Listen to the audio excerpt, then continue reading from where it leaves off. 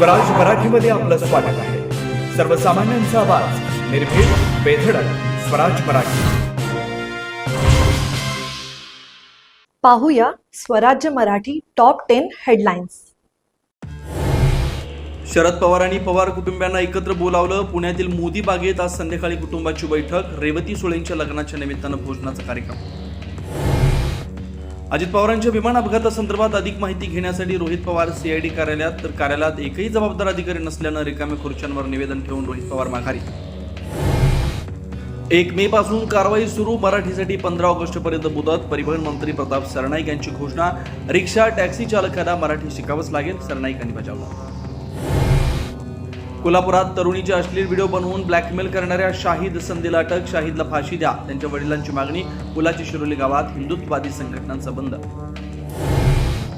मीरा रोडमधील चाकू हल्ला प्रकरणाची एटीएस कडून चौकशी। आरोपीकडे आढळलेल्या चिठ्ठीत आयसिस, जिहाद, गाझा शब्दाचा उल्लेख, तर धर्म विचारून हल्ला केल्याचा जखमींचा दावा।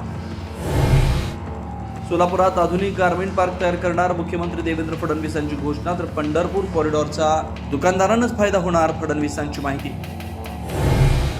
बुलढाण्यात प्रकाशित प्रशांत आंबी पोलिसांच्या ताब्यात। तर आमदार संजय गायकवाडांच्या विरोधात डाव्या पक्षांचं आंदोलन, आंदोलकांची पोलिसांकडून धरपकड।